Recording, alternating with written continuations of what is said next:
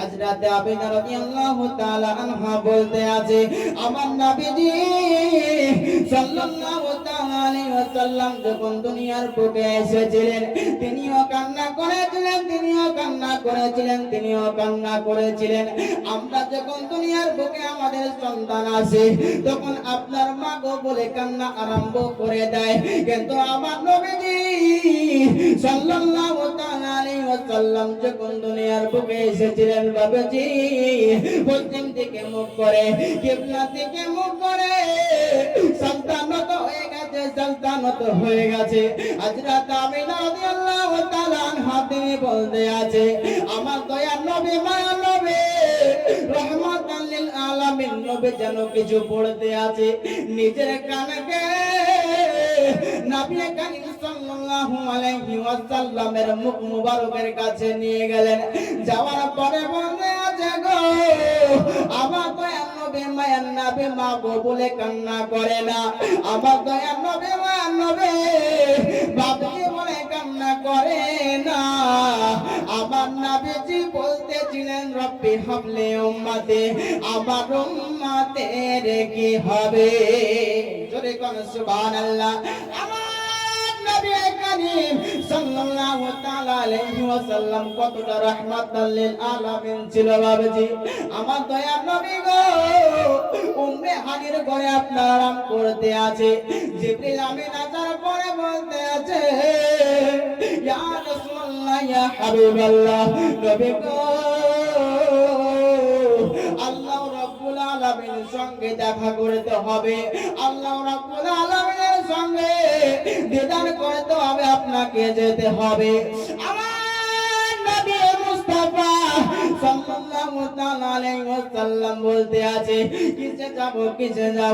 হযরত জিবরিল আলাইহিস সালাম বলতে আছে ইয়া রাসূলুল্লাহ ইয়া হাবিবাল্লাহ নবী গো আপনার জন্য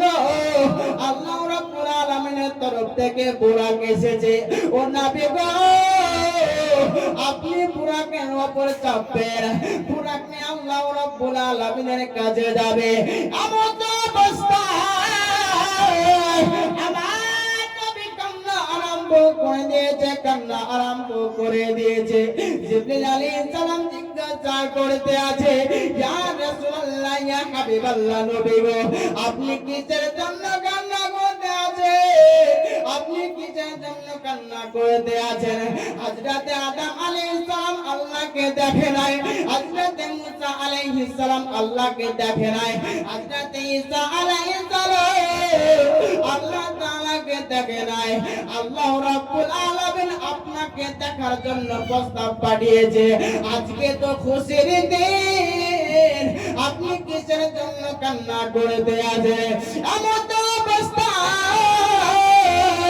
আমার নবী মুস্তাফা সাল্লাল্লাহু তাআলা আলাইহি ওয়াসাল্লাম সালতানত হয়ে গেলেন সালতানত হওয়ার পরে বলতে আছে রব্বি হাবলি উম্মতি আমার উম্মতের কি হবে আমার উম্মতের কি হবে সালতানত হয়ে গেলে সালতা আপনার উত্তোলন করে না